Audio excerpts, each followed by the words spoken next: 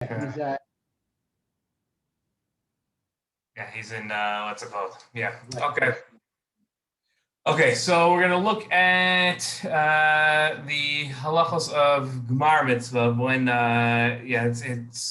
last time we learned about overlas yason, about making a bracha before you do the mitzvah.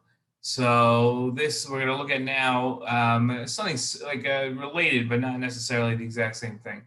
Okay, so, the Gemara says we saw the introductory shiur, so I don't have to go through all the sources again. But the Rav Nachman held that you say a Birchas Hamitzvos when tying tzitzis onto your clothes, right? Right. So that's when you say Birchas Hamitzvos. Rav maintained you don't recite a Birchas Hamitzvos when tying the tzitzis, right? So we're not talking about when you put your tzitzis on in the morning. We're talking about like when you manufacture the mitzvah, all right? So when you're making the object of the mitzvah, essentially. So Rav Nachman held that you do recite a bracha at that point, and Rav held that you don't. Okay, so the Gemara taught a principle: any mitzvah that a gentile is allowed to manufacture, right? So if a gentile is allowed to manufacture the mitzvah, so then a Jew doesn't recite a Birchas Hamitzvos when he does the mitzvah. Okay, so right, so that's a right. So he's a kol mitzvah shekashera ba'ovi kochavim b'Yisrael ein sarach levarach. Right, so that's the idea. Okay, so the first question that we have to ask, right, that's it's clear, is what disqualification does a mitzvah that a gentile can manufacture? What disqualification does that type of a mitzvah contain that now it would be exempted or forbidden to have a bracha recited on its performance? Right, that's the question. Okay, so because it's a strange thing. In other words, what's the difference if a gentile can make a bracha on it or not? Why should that? If a gentile can manufacture the mitzvah or not, the object of the mitzvah, why would that have any not say so much? Why would that be a factor in whether or not we can make a bracha on mitzvah? Right, that seems a little strange. Okay, so Rashi came along and Rashi said that. The reason why a Jew wouldn't recite a Berachas HaMitzvah on a mitzvah that can be manufactured by a guy is because then the Jew can't say Asher Kiddushanu b'mitzvos Asher Kiddushanu, right? If the Gentile can also participate somewhat in the manufacturing of the mitzvah, right? Or let me put it this way: the Gentile can participate in the mitzvah by way of manufacturing the object of the mitzvah. Then Rashi says, how could a person say that God sanctified us, right, by if it's open to the whole world? The whole point of sanctification means that you're set aside, right? That the Jewish people are set aside through the process of sanctification by way of the mitzvos. So now, if everybody can be involved in it, so how could you say Asher Kiddushanu, right? So right, so but you have to explain that. In other words, that's the simple pshat, but we have to explain how that, okay, fine. So you see, Asher Kiddushanu is somewhat of an issue, but there's got to be a way of getting around that. Okay. Isn't Asher Kiddushanu talking about the Jewish people being sanctified, not the mitzvah itself? No, it's Kiddushanu. We were sanctified. The people, the Jewish people. Right. So the Rashi says, how could you say the Jewish people are sanctified? Right, but if the Gentile can also participate in the manufacturing of the mitzvah, I don't see a contradiction. The Jewish people are going to be sanctified. If the Gentile goes ahead and manufactures, I see what you're saying. Right, I hear that. So I would say that. Right, you're saying Rashi would have to be saying that it's a unique sanctification, right? It's a sanctification that only the Jews are only sanctified. Here's the question: am I sanctified as a gavra, as a person, or am I being sanctified from the rest of the world? So it's clear that Rashi's understanding this as being sanctified from the rest of the world. That's the concept of kedusha, not philosophically, halachically. The concept of kedusha halachically is that it's set aside from something else, right? That's the idea of kedusha. That's what the word means, right? I take a cow and I dedicate it and I donate it to the base of Mikdash. The cow now is kadosh. What does that mean? It's kadosh. it's set aside from the rest of the cows for the Beis Hamikdash, right? So it's set aside, number one, different than the rest of the cows, and number two, its purpose now is only for the Beis Hamikdash, right? Nobody else can use this cow except for the Beis Hamikdash. So that's why it's kadosh. So the Jewish people, you could say that, okay, so if you understand kedusha as like a higher level of personal perfection, right? So then now, okay, so what's the difference? I can be kadosh, a Gentile can be kadosh, everybody can. It's an elevated way of living, right? So that's one way of looking at it. Then your kasha stands, right? Because you say, what's the difference if a Gentile can participate? But if we understand it that Asher K'dashenu means it's sanctifying us from the Gentiles also, is what makes us a unique people. So then Rashi has a question, because how could a Gentile then be part of the process? That would be the question. Okay. Tosfos says the problem isn't Asher K'dashenu, right? Tosfos says that the problem is with the word v'tzivanu, right? So v'tzivanu, right? So how could it's we're commanded, not the Gentiles. So how could you say that we're commanded in this mitzvah when Gentiles are also able to participate in the mitzvah, right? So it's similar to, it's funny because I would ask this kasha on Tosfos. It wouldn't be for this year, but I would ask this kasha on Tosfos.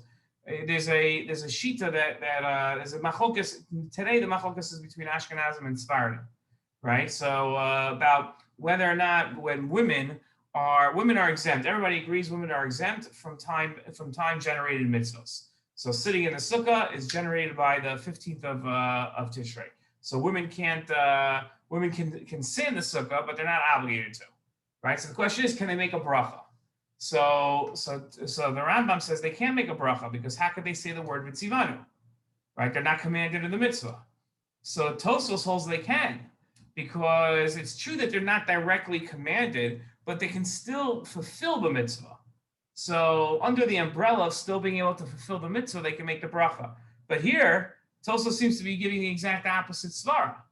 He's saying that v'tzivanu, right, is only if you're directly commanded. And since a Gentile is not directly commanded and he's able to be part of it, how could the Jew say v'tzivanu, right? In other words, it's Tosfos, by women, Tosfos is a very elastic and expansive understanding of the word v'tzivanu. When it comes to Jews and Gentiles, it's a very restricted and limited, understanding of v'tzivanu. So it'll be an interesting question to look at. Only, more so when we're dealing with mitzvah cessation among grandma than here. Okay, but Tosfos. Well, I'm sorry. I was just going to ask: is it possible that Tosfos is saying the actual mitzvah is the action? It's not the manufacturing is not the mitzvah. So that's a svara. That's not what Tosfos is saying. That is a svara to say. Right. That's definitely a svara to give on the topic. That's just not what Tosfos is saying. Right. Okay. Sure. But he's saying the manufacturing is part of the mitzvah. Right. Well, I'm just saying whether or not. Right. It's definitely the question is when you say part. Now you're we're gonna see what that means part. But everybody, you can't deny the Gemara. Now, the Gemara is saying that the osa, the asiya, the manufacturing definitely plays a role in the mitzvah. The question is what role it plays. I wanted to avoid that svara as much as I could because I felt it was too easy, just a very easy way of understanding this. But according to that svara though, Scott, if you use that, this Gemara makes no sense because if you say that really this is just a debate about whether or not, right, the machlokas that we have between Rav and Rav Nachman simply comes down to whether or not you maintain that the manufacturing of the object of the mitzvah is part of the mitzvah or not, right? So that, okay, great, so go with that. But then what's the difference if a Gentile can participate or not? Right? You should just simply say that, okay, this is not part of the mitzvah, and it doesn't make a difference, and and therefore you don't make a bracha because it's not part of the mitzvah. Well, if you said it was part of the mitzvah, then I could understand someone would say, okay, now if a Gentile performs part of the mitzvah, then we can't say a bracha on it. Well, that's right. I'm saying that's right. That's our Gemara now, right? So, but you can't go ahead and like at least this part of the Gemara, maybe the next part of the Gemara, but this part of the Gemara, you definitely can't go ahead and say that that this machlokas comes down to whether or not the manufacturing is part of the mitzvah or not, because the Gemara is clearly saying that you make a Birchas Hamitzvos on it. It's just a question of whether a gentile can or cannot. But if there's a mitzvah that's manufactured that a gentile can't participate in, the Gemara is going to say make a bracha. If the Gemara says make a bracha, then you have to say, okay, that the only way you would make a bracha is if it's part of the mitzvah. That's how you're saying Birchas Hamitzvos on it. Okay. Okay, so but that does lead to the question. This is our fourth question here: is why would there be a bracha in manufacturing a mitzvah? Right? Why would you have a bracha on manufacturing mitzvah? In other words, where does that come from? Right? We've never seen that before. We've seen that there's a mitzvah, there's a bracha on mitzvos, right? But we've never seen it. We're on what halacha is this in the Rambam already?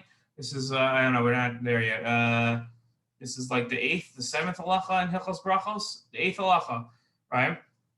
We've never yet seen that there's an idea of making a bracha on a Birchas Hamitzvos. On the manufacturing of a mitzvah. That doesn't, we've never seen that. So what's the svara to say that you would make a bracha?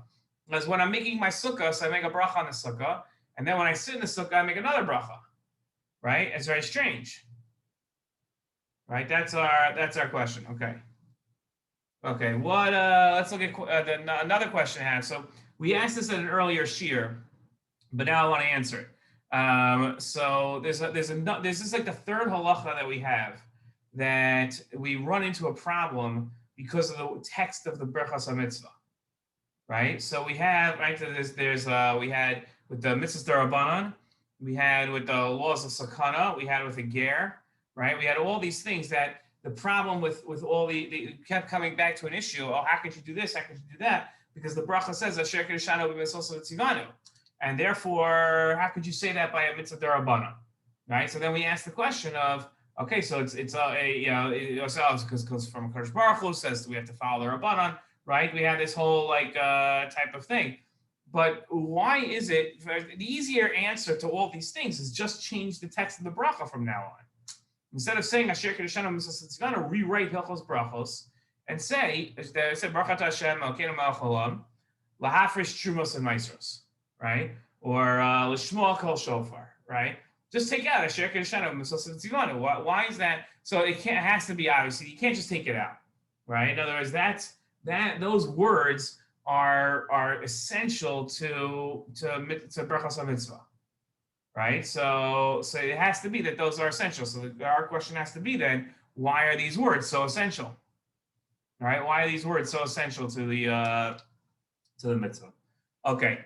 Tosfos says that was Tosfos. Okay, so let's look at that. Now the Gemara goes on. The Gemara has a somewhat discussion, and then the Gemara concludes by saying that any mitzvah that's manufacturing is also the complete fulfillment of the mitzvah, like bris milah, right? So bris milah, the cut is the mitzvah, right? So even if a gentile can manufacture the mitzvah, the Jew still recites a Birchas Hamitzvos, right? So we throw that out, right? We throw that factor out that we had before, and the Gemara just simply says that if the manufacturing is the Gemara mitzvah, that's when you make the bracha. If it's not, then you don't, right? So that's okay. So the Gemara basically negates the earlier Gemara, right? On a number of issues, right? It negates it whether or not it's it negates it when we talk about whether or not the gentile plays a role. Right, and it negates the idea of making a bracha on the manufacturing of the mitzvah. Because the only time you're making a bracha on the manufacturing of the mitzvah is when the manufacturing is also the mitzvah. So the manufacturing doesn't really play a role anymore, right? You'll never know that you make a bracha on manufacturing, because when the manufacturing is set aside in its own vacuum, right? So then we say you don't make a bracha on it anymore. So the Gemara's answer is you don't. Okay. So now the question is, what's the quality of Maisa that comes at the time of Gemara mitzvah that now you recite the Birchas Hamitzvos before the Gemara mitzvah, right? Why is that now? Why is it that the Gemara looks at it and says, no, it's all about the Gemara mitzvah? Okay. Rabbi, don't we always say the bracha before the Gemara mitzvah?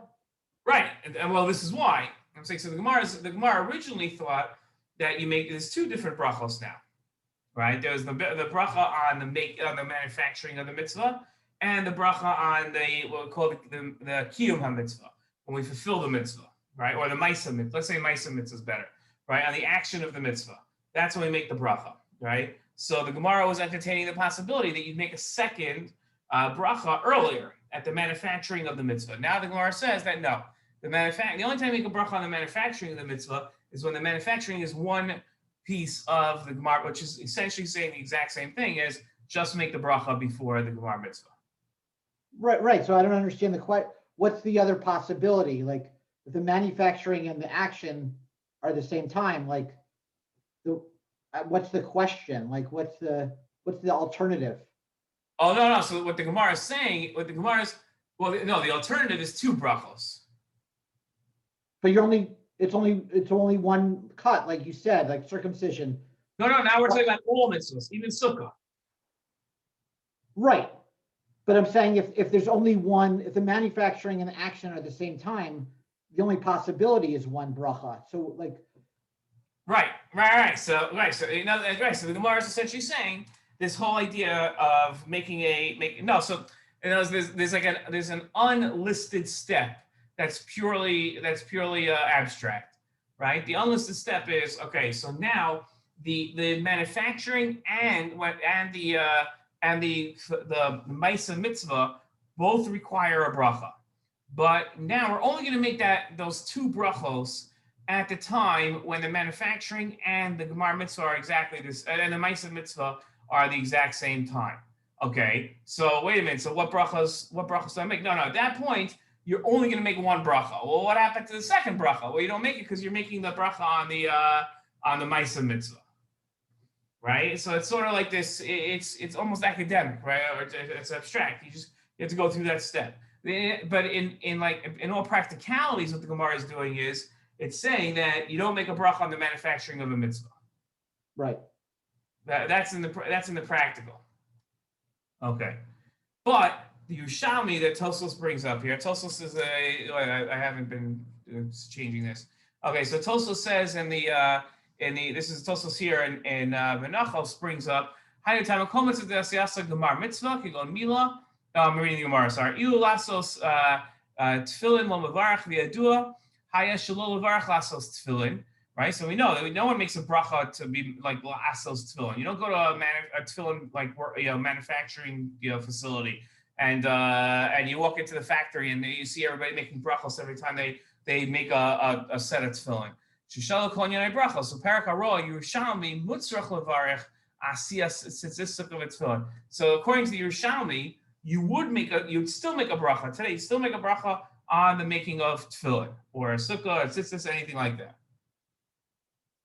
So what's the svar of the Yerushalmi? So the Arzarua says, he says this is the Arzarua says as follows. He says the svar tam Yerushalmi to be shub the mitzvah lasos hamitzvos l'shma mevarach al asiyah. So he says since when you make a pair of tzitzis, you have to have in mind that I'm making a pair of tzitzis for the mitzvah, right? That's a requirement when you make tzitzis. For the tzitzis to be kosher, they have to be made what's called l'shma. So therefore, since it has to be made l'shma, you make a bracha on the asiyah. Okay, so we obviously have a question. What does the requirement of l'shma have to do with requiring a bracha mitzvah, right? Before the manufacturing of the mitzvah. Where it's very nice that he's saying that, but what does that have to do with anything? Okay. When the Rambam brings up the halacha, it's very strange how he writes it, right? So he says, I put a 1 and 2 there. That's my 1 and 2. Because I want to show how he splits everything up here. He says, "Kol mitzvah shasiyasa hi gemar chiyuva mevarach b'shas asiyah." Okay, so Scott, you should be like nuts here based on the language of the Rambam. Because what does the Rambam say? He says any mitzvah that its manufacturing is the end of its chiyuv, right? So milah, right? So when I do milah, so I'm doing everything in one shot. So then when do you make a bracha? So you would write mevarach b'shas gemar chiyuva. Right at the end of it, right? But he says no at the time of the manufacturing. But this isn't the time of the manufacturing, right? So it's one and the same. Okay, fine. So then the Rambam says, "V'chol mitzvah sheyesh acher asiyasa tzivu acher." But if any mitzvah that has after the manufacturing has something else like tefillin, einu mevarach el b'shah she'osa tzivui acherim. Right? So the Rambam says, but if the manufacturing is different than the end, then you don't make a bracha. So my question here is, that's very, very wordy. Right? The Rambam is trying to be as succinct as possible when he writes. So why doesn't he just write that you only make a bracha at the last point of the obligation, right? Why do you have to write that kol mitzvah sheyesh acher asiyasa tzivui acher, right? So why can't he just write? Let's say he would just say you only make a bracha at the last possible moment before the ma'aseh mitzvah. So when I'm making a pair of tzitzis, I wouldn't think to myself, oh, should I make a bracha here, right? You wouldn't ask that question, right? You'd say no, of course not, because there's something else. So I can cut down this halacha from 6 lines into one line, right? Just by being less wordy. I don't have to go into this. So why does the Rambam spend so much time talking about this, right? And then also the Rambam completely leaves out whether or not a gentile can participate in the manufacturing of the mitzvah. The Rambam is saying it's unimportant, it's not a factor. He doesn't even bring it up. If you would learn the Rambam without the Gemara, and then I would come to you and say, what about a gentile? If a gentile can participate, you'd say, who cares? It's not a factor. Right? The Rambam doesn't even bring it up. So why not? Where'd it go? Why did he leave that out? Okay. Is it possible that he put in number 1 there to say if the manufacturing and the action are at the same time, really the mitzvah, it's the we consider that the manufacturing is the mitzvah. So that's why he's not separating them anymore. If they're at the same time, the mitzvah is the manufacturing. But what does that? Okay, so hold on. So you want to say that? Okay, let me just show you what the Rabbeinu Manoach says, and then tell me if you'd still say the same thing. You could disagree with the Rabbeinu Manoach, but look, Rabbeinu Manoach, I think, takes the approach that we would all take blindfolded in this sugya. Right? I think this is like the easiest, simplest approach. He says the afagash also mitzvah dechsiv chag hasukos taseracha. Right? So he says, look, if you look at the Torah, the psukim tell you have to manufacture the mitzvah. This isn't just a means to an end, right? So he says, Elohein tchilas hamitzvah lo ikara, right? So he says, but it's only the beginning of the mitzvah. That's not the main part of the mitzvah, right? She'ikar hat tzitzis lovavsho, because what's the ikar part of tzitzis? It's to wear them, right? That's the mitzvah of tzitzis, to wear tzitzis. So the main part is not the manufacturing of it, right? That's how Rabbeinu Manoach looks at it. So he says, look, there's a very simple explanation to this Gemara, right? To this halacha. What's the simple explanation? You have a hechsher mitzvah, right? This is how everybody explains the Yerushalmi. Every Dvar Torah in Sukkos that talks about how come we don't make a mitzvah when you build a sukkah. So but the Yerushalmi says that you do make a bracha. How do you explain the Yerushalmi? The Yerushalmi holds you make a bracha on hechsher mitzvah, right? That's how everybody explains it. The Yerushalmi holds that when it comes to a hechsher mitzvah, so then right, hechsher means like a means to an end. So everybody holds you don't make a bracha. The Yerushalmi holds that you do, right? That's how they explain the machlokas Yerushalmi and Babli, right? So Rabbeinu Manoach is putting somewhat of a spin on it, and he's saying that no, it's not that a hechsher mitzvah. You have a beginning and a main part of the mitzvah. The beginning, the first steps of the mitzvah sukkah is building your sukkah. All right. I think if you'd ask the average person that doesn't know too much about sukkah and say, what do you think the first steps of sukkah are? They're going to say, I don't know, the first steps you take into your sukkah, I guess. Right? That's the first steps of the mitzvah sukkah. Well, the whole mitzvah is just to live in your sukkah. So there are no steps. There's just living. Right? So I don't know, I guess the first time you sit down in your sukkah, those are the first steps that you take. Yeah. That's what they'll say. So, but here he's saying the first steps, and then there's the ikr, right? That's what he's saying. So Scott, when you want to say that based on this first line of the Rambam, right, in source number 1, and like 1 and source number 7 here, where he says, so you're saying, well, why would the Rambam write at the time of manufacturing? That's actually the time of, we would better describe that as the time of fulfilling it. So maybe the asiyah is the main part. But if the asiyah is the main part, then why is it that when you have asiyah and gemar mitzvah are separate times, you make the bracha on the on the Gemar mitzvah, not on the asiyah. Well, maybe if they're at the same time, they're one and the same. So the reason he's saying that is the mitzvah is the manufacturing. There's nothing else. So that's why he's making that distinction. No, so I'm saying, so if you say that the mitzvah, if you maintain that the mitzvah is the mitzvah is really the manufacturing, so then how do you explain the second clause that when the manufacturing is separate from the fulfillment of the mitzvah, that you according to you by saying that the main part is the asiyas of mitzvah, so only if it's at the Gemar mitzvah, like only if it's if there's one thing, then it's the manufacturing. If there's multiple things, then it's the last step. I don't know why you would say that though. In other words, then if I would say that, then what's the stronger factor here, right? Because what's moving the bracha. What's moving the bracha is the Gemar mitzvah is moving the bracha. Right, and in number one, the Gemar mitzvah is the asiyah. No. Oh, whoa, hold on. No, that can't be. Because the Rambam definitely separates Gemar, Chiyuva, and Asiyah as two separate things.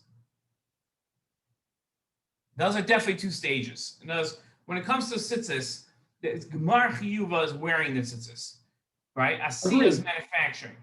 But maybe when it comes to circumcision, the Gemar Chiyuva is the Maseh. Right. But it's always the mitzvah is always the Gemar Chiyuva, the Maisa.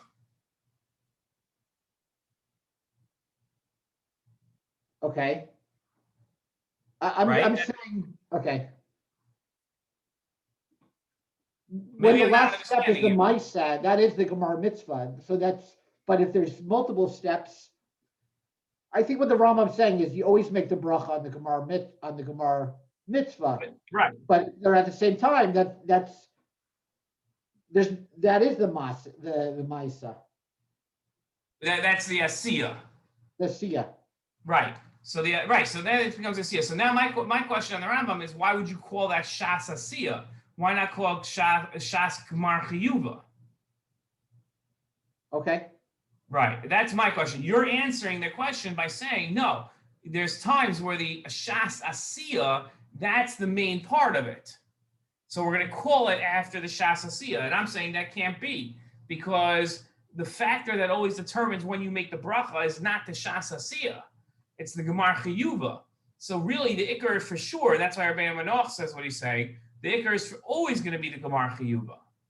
So it's almost like the Shas Asiyah has no significance whatsoever. Right? It would seem that way. We're going to learn that is something really strange. We're going to learn in the next halacha, either next week. We're going to learn that you actually make a shechianu. When you make a shechianu on a mitzvah, it actually comes at the shas asiyah, not the gemar chiyuva, right? So, which is a fascinating thing, you know. So that, but it seems like the ikar is shas asiyah here. Yeah, sorry, gemar chiyuva, because that's what's always moving, right? I like to a lot of times I like to explain that the lumdus, right? That's what we use to understand the Gemara here. So lumdus is almost like a chemical laboratory, right? We're trying to determine what's the factor that's making it go pop, right? Like you have your test tubes and you're always throwing in what's. So the question is here, right? You have what's going to cause us to make the bracha, right? So if you have like your different test tubes of things, and you have in one test tube you have it says it's the asiyah, right? It's the manufacturing, and another test tube is the gemar chiyuva, right? So when I add water, let's imagine I add water to each of them, and the one that's the I don't know what the word I'm looking for is, but the one that's going to cause it to be to explode, that's the one that gets the bracha, right? As soon as you see the chemical reaction, that's the bracha. So I add water to shas asiyah, according to the Rambam, nothing's going to happen, right? I add water to gemar chiyuva, then it blows up. So then Scott, you run in and say, no, watch this. Hold on. right? Watch what I'm going to do. I'm going to take a third beaker of shas asiyah, right? So you have shas asiyah, you have gmar chiyuva, and now you run in and say, watch what happens now. I pour this into some more shas asiyah, it gets no bracha. But watch what happens when I pour it into gmar chiyuva, right? So now I want you to, we're going to pour water and shas asiyah into gmar chiyuva. Watch, it explodes now. And you're going to say, see, so what caused it to explode? Shas asiyah. So we're going to say, no, even without shas asiyah, it explodes. Right? So shas asiyah means nothing. Right. So what you're saying actually is, if I build my sukkah, if I make my tzitzis, and for some reason, come sukkah's time, I can't go into the sukkah, I can't for some reason wear my tzitzis, I haven't accomplished anything. I don't get points for asiyah. I only get points for being Makayim the mitzvah. Right. So taking away, I get very nervous with the points thing. But just say if I'm Makayim the mitzvah or not, for sure not, because that's for sure not, because right. But the only problem is is the afal gav of Rabbeinu Manoach. Because if you say that definitively, then I'm going to ask you a question. Rabbeinu Manoach says the afal gav sha'osa mitzvah dechsid chag sukkos taselacha, right? In other words, so I'm going to ask you, okay, fine. You want to say that that's not the kiyum mitzvah by tying tzitzis and building a sukkah? Okay, fine. Let's say it's not. But I'm going to ask you this question then. What's the significance of asiyas mitzvah? You can't say there's no significance. The pasuk says taselacha. Right, and there's a havamina that you make a bracha on it, and according to your Shami, you do make a bracha on it. So there has to be some significance to it. You can't just say it's nothing. Well, right? Obviously, the significance is you can't perform the mitzvah without the hechsher mitzvah. No, because I'll say like this: when I go to the store, right, and I buy the wool for my tzitzis, right, or shech the cow and skin it and take the leather for the tefillin, there's no significance to that whatsoever. Right? So there are actions that we take that are necessary for the fulfillment of the mitzvah that in and of itself doesn't have any significance. This definitely has significance. So much so that your Shami puts a bracha on it and the Bavli has a havamina about the bracha. And we're going to see that the Shechianu goes on the asiyah. Rabbi, yeah. I'm sorry. One more possibility.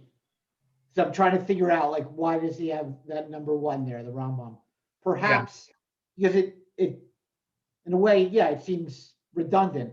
Perhaps the Rambam is saying normally you have to make a bracha after asiyah. So the reason he has to have number one is if he says the asiyah is the gemar chiyuva, then you have to say it before the asiyah. But normally you say it after the asiyah, which would be before the gemar chiyuva. Say it one more time. Sorry. Okay, so, I mean, he said like every mitzvah that the asiyah is the same as the gemar chiyuva, you do it before the asiyah. Like, so that what is he really saying? Before the gemar chiyuva. Oh, but you're saying literally what's he writing? You're saying literally what's he writing? Right. So what I'm saying is maybe, how does this make sense? Number one, so maybe he's saying normally you have to make the bracha after the asiyah, but if the asiyah is at the same time as the gemar chiyuva, you have to say it at the time of before the asiyah, essentially. Yeah, but the asiyah is the exact same thing. Yeah, let me show you one more thing, like to show you like why I think different, like why I'll show you. Explain to me this in source number 2. This is a question on all of this, right? But directly shows what you just said. And number 2, he says, "Kol mitzvah sheish acher asiyas letzivui acher, einu mevarach ela b'shah." Now, what would you write there? Right. So, see, I would write the gemar chiyuva. Right. He writes b'shah she'oset tzivui ha'acharon. That's also very wordy. Okay, so you'll tell me why you think he has that number one in there. Yeah, I'm saying it's very strange.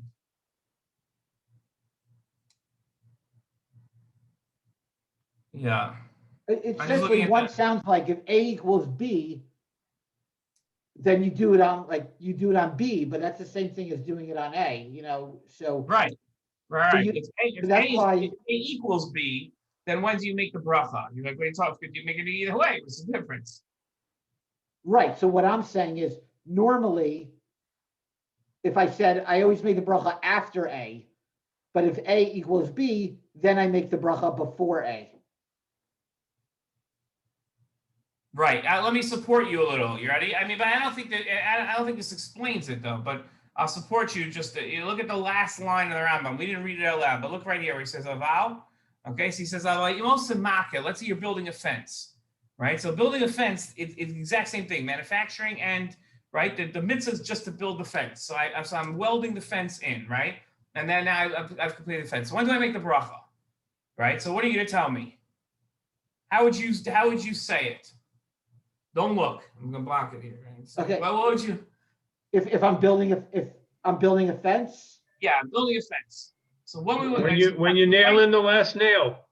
No. Well, how would you know? So tell me what language? Only using the language that we've seen so far, not descriptive of an actual makkah, right? Only using like the words shasasiya, markayuva, right? So when would you say you make the bracha on the makkah? B'shas Asiya, I would say, if it's one and the same. Why would you write? Wouldn't you write as marchiyuva based on our beaker example?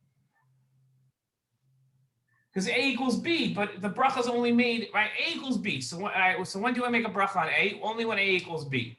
So when do I always make a bracha? Right. So if A doesn't equal B, I never make a bracha on A. Do I make a bracha on B? Always. Right. So I would always write B. I should only see B when it says making a bracha, right?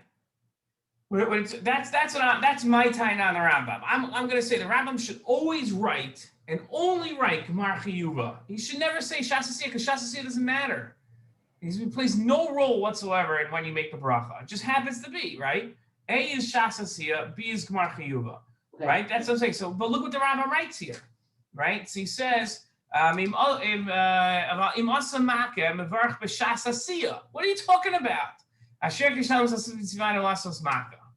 Right now, there could be the way you could explain that is because the Rambam is giving an example of a mitzvah here that its manufacturing is at the exact same time as its Gemar Chiyuva. So the Rambam is saying here, look, I'll give you an example of when you do make a bracha on the shasasiya, right? Because that's a bracha, that's a mitzvah that A equals B in. Right? That's what the Rambam is doing there. He's giving an example, different than lulav, shofar, tzitzis, right? Different than all of those. Yeah? So does it become ridiculous for me to say that when I gather my wood and my hammer and nails together, my question now is going to become, when do I call that fence a fence? When I put in that would be more detailed in Makkah. Right? Because really what you're asking is not when do I call my fence a fence. You're asking when's the Gemar Chiyuva. Right. That's what you're really asking. Okay. So let's get to some svaras and answering some questions here. Unless you have something else to ask or suggest. Well, okay, just one more thing. So I made this up, but I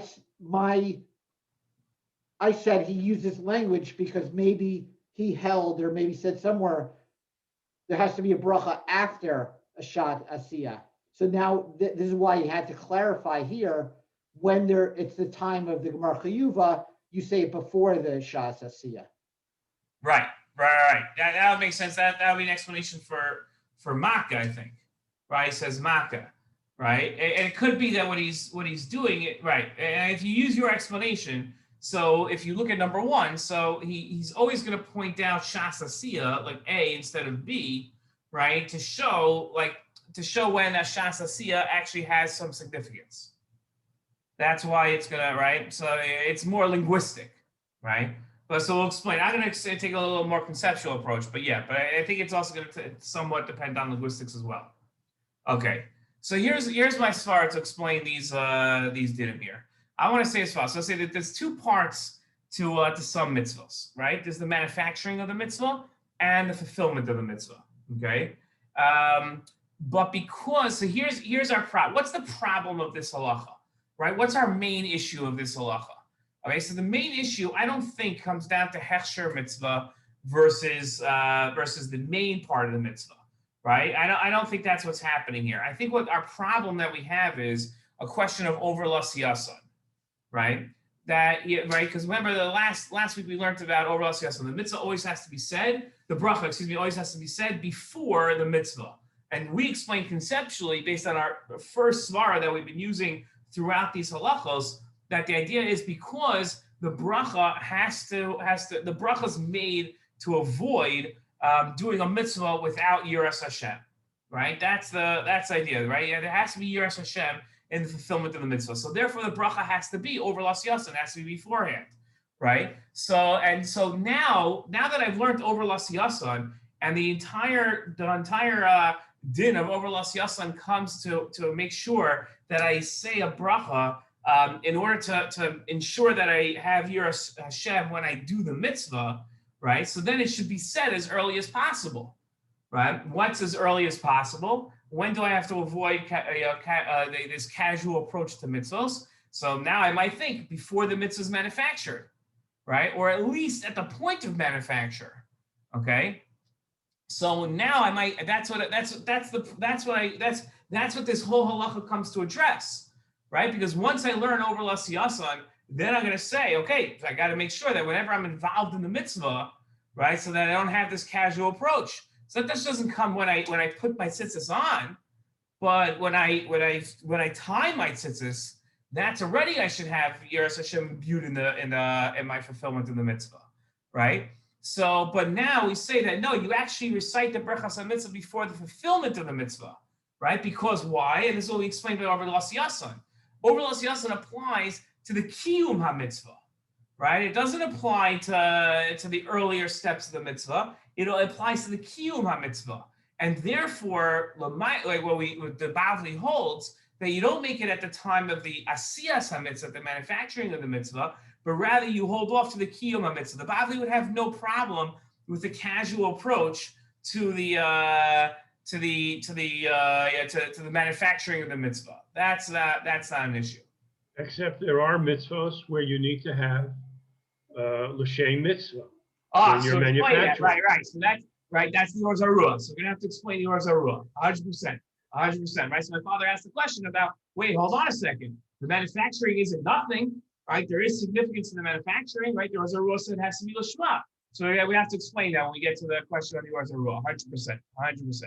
Okay, but setting aside the Or Zarua, setting aside the issues that we're going to have when you see point to manufacturing, the question is: are all those factors going to be equal to yiras Hashem? Right, that's the question.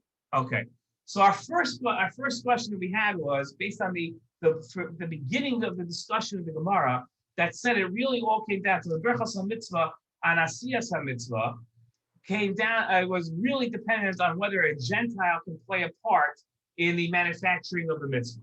Right, so that was right. We've for 25 minutes we haven't discussed this because it was only in the first part, and then we got rid of that. But that was right. So remember we talked about there's two approaches to understanding Birchas Hamitzvos, right? One approach is technical, right? Does it fulfill the technicalities of the mitzvah? And if it's a technical issue, then you wouldn't make a bracha. That's a technical part. And then we try to do on a conceptual level.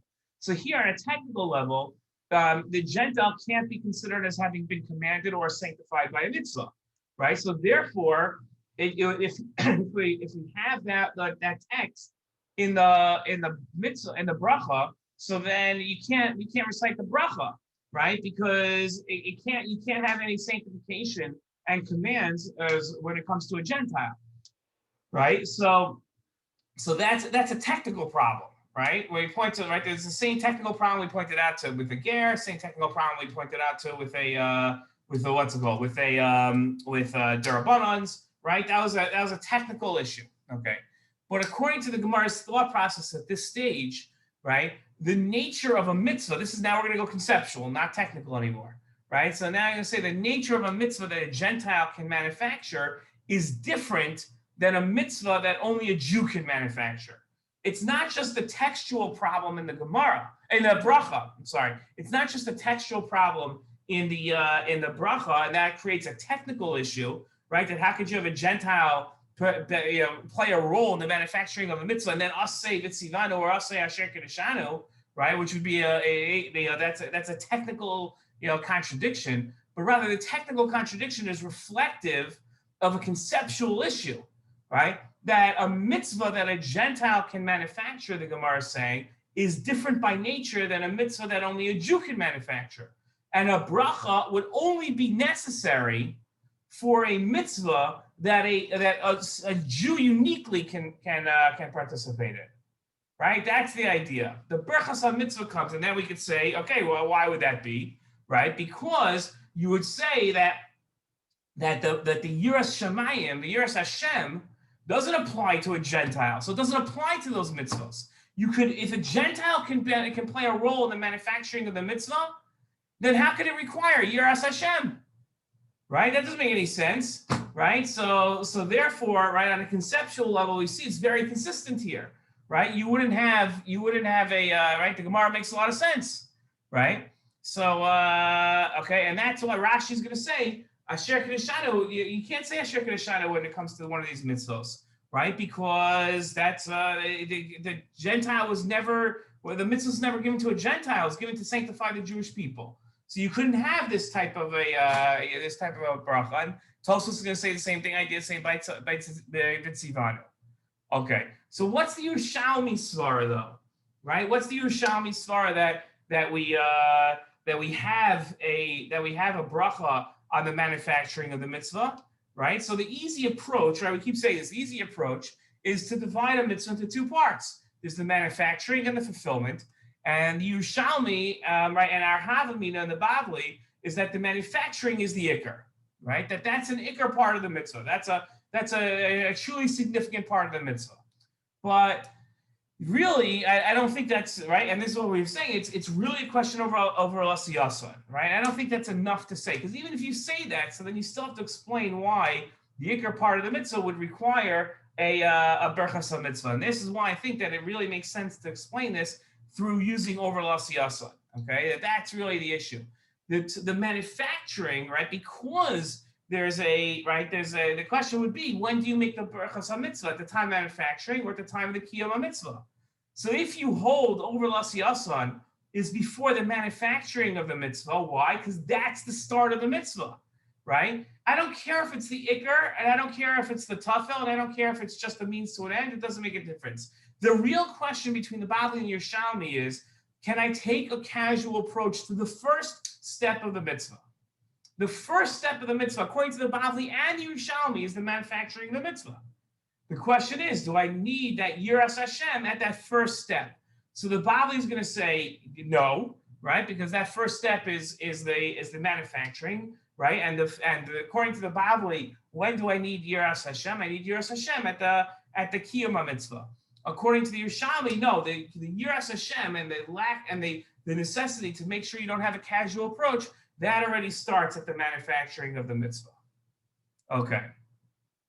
Now the question is as follows. I guess we need one more source here. Okay. The question is as follows. Remember we asked this question. We said, what's the necessity for these words? Asher k'deshanu b'mitzvos tzivanu. Right? Why do we need this asher k'deshanu b'mitzvos tzivanu? Why is this so important to have this in the text of the bracha, that we bring up problem after problem with the text? And the easiest thing to do is just change the text of the bracha, right? I mean, we can't change the text of the bracha, but Chazal, who wrote the bracha, could have just changed the text of the bracha. They were so insistent on having these words. Keep in mind, Chazal were the authors of the brachos.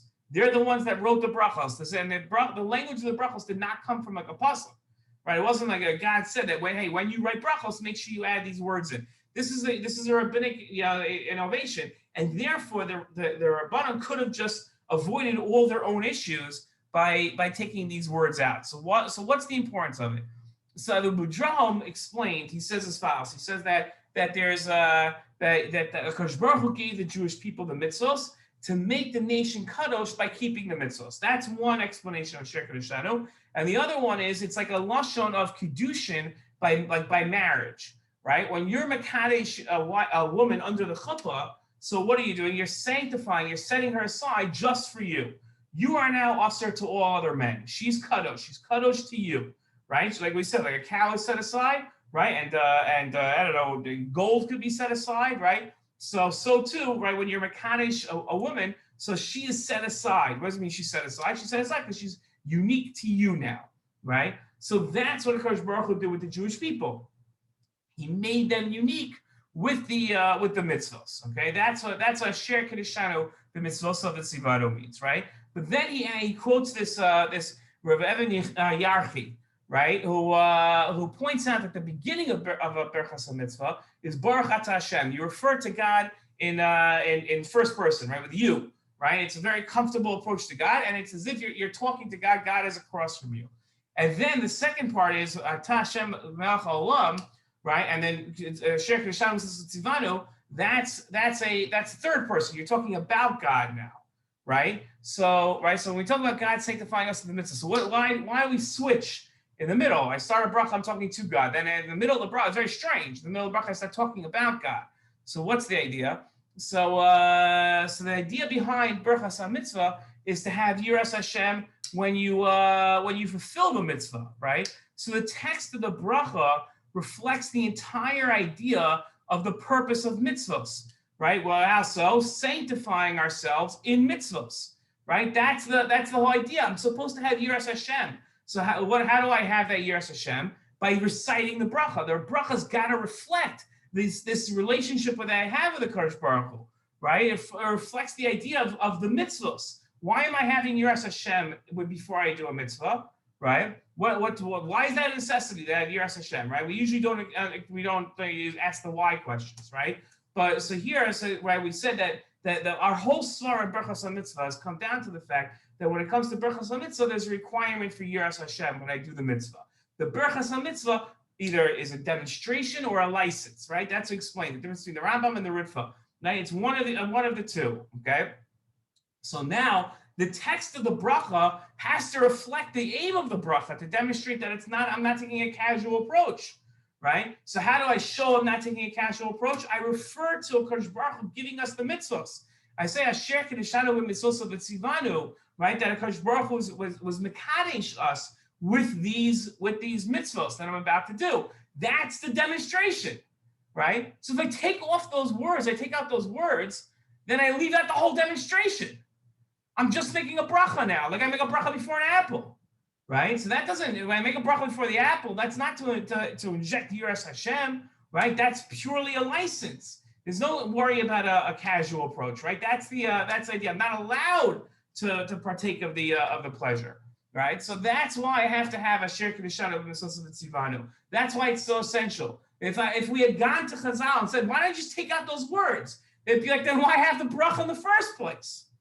Right, the whole bracha makes no sense, right? That's the idea. Okay, so that's the idea. Okay, so now we wanted to know, right? So the Gemara mitzvah now we're saying, right, is what's the significance of the Gemara mitzvah? That's the closest to the kiyum. That's when the Yiras Hashem is needed, right? So that's how the Gemara then goes along and concludes that it has to be before the Gemara mitzvah. Now, so to my father's question, right? So what's this idea of the Or Zarua, right? The Or Zarua had said, let's just bring it up here.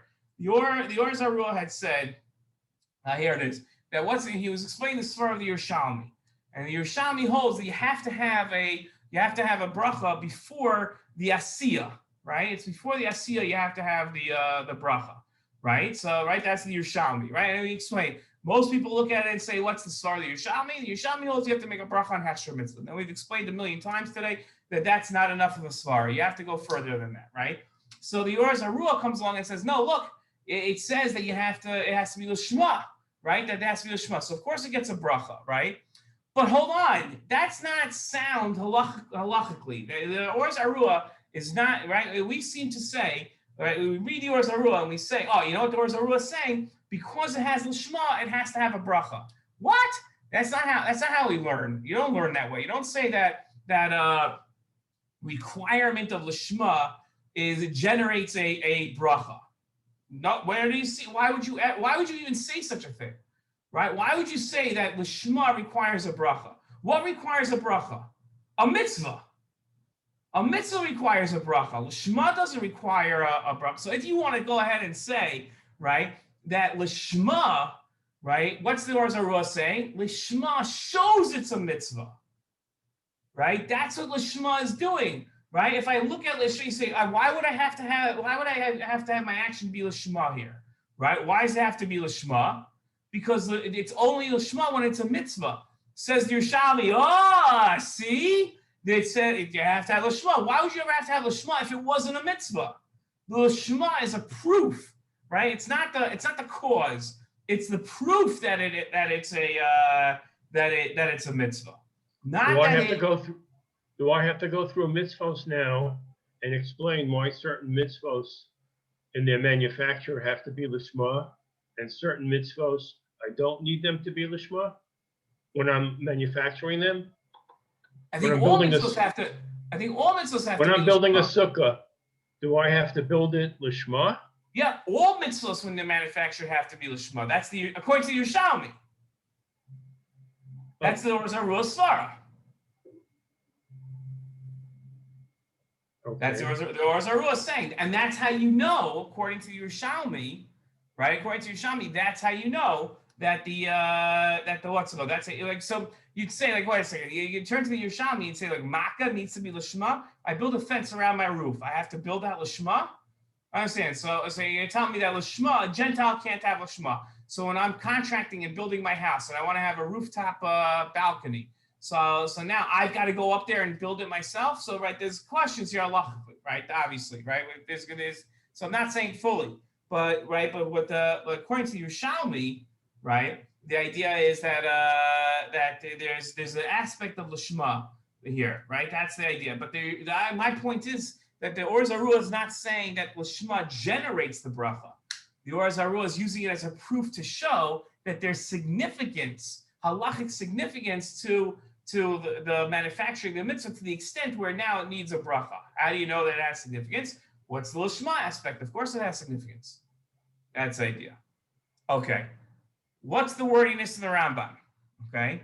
So what the Rambam is doing, right, and when he's so wordy here, he's going through essentially every iteration possible, right? But that's what he's doing. He's going through every iteration that the Gemara had gone through, right? Gemara mitzvah without a asiyah, without a Gemara mitzvah, and Gemara mitzvah with asiyah, right? That's what he's doing. Okay. So whenever the Rambam does that, it's because he's addressing a havamina, right? He's saying, the Rambam is saying that the havamina is so strong that I have to go through it with you to explain that you shouldn't have it this way, right? So a lot of times the Rambam doesn't have to do that, right? So right, so now the Rambam is saying, right, that no, every iteration has to be addressed, right? Why? Right? So in number one, right, where he says that any mitzvah that's chiyuv, right? So that we know that's the actual halacha. Okay, so that you see that he has to state, right? That's the whole controversy. So he's got to state that. But when it comes to number two, in number one, the opposite, right? In number one, so you might think that any mitzvah that's manufacturing is the end of the mitzvah, right, doesn't require the recital of a Birchas Hamitzvos. Why? Right? Because the manufacturing never requires a Birchas Hamitzvos because there's no need for Yiras Hashem, right? And this is why the Rambam lists it b'shas asiyah, right? Because what conclusion might I come up with from the Gemara now? Reading the Gemaras and everything, I might come up and say that shas asiyah not only does it not get a bracha, right, but shas asiyah takes out the obligation of a bracha. I might think that shas asiyah is like a poison pill. Once it's there, then there's no bracha. So the Rambam has to come and say that no, at shas asiyah you still make a bracha, right? That's the idea. It's not that shas asiyah is a poison pill, okay? And why does the Rambam omit the Gemara's discussion about gentiles, right? Manufacture-wise, you have that whole thing. He doesn't even quote it, right? This is not relevant to our discussion about whether or not to recite a Birchas Hamitzvos or not, right? Why? Because the only relevant factor is whether or not I can take a casual approach to a mitzvah or not, right? That's not that factor doesn't play a role, right? In other words, whether or not a Gentile can participate, right? Doesn't matter. I as a Jew still cannot take a casual approach to the mitzvah, right? So the Gemara, we explain the Gemara, we sort of fit in where there could be a casual, where I might think a casual approach isn't necessary because a Gentile is involved, and the Gentile himself doesn't have to have Yiras Hashem. So maybe I think I don't have to have Yiras Hashem if the Gentile can participate. Maybe that's talking about the mitzvah itself. The mitzvah itself now doesn't require right Yiras Hashem, right? And that's why the Gentile can participate. No, says the Rabbim, it's not that the mitzvah doesn't require Yiras Hashem. Rather, what's really happening? It's really what's going on is that the Gentile doesn't require Yiras Hashem. You still require Yiras Hashem. Gentiles play no role. It doesn't really make a difference. So therefore, the Rambam says there's no real reason to quote this in the halacha, right? That's not going to really make much of a difference, and that's why the Rambam doesn't quote it in this halacha here. About whether or not you make a bracha as shasasiya or gemara. It doesn't. Gentiles play no role, and therefore he doesn't address it. Rabbi, as far as that poison pill svara, what is that like? Why would we have that havamina? Like, where do we see something that works like that? Another example? It's a good question. Yeah, would like negate the mitzvah. Right, that's a good question. Where you? I have to think about that. I don't know if I'm going to be able to come up with that off the top of my head. Right, that's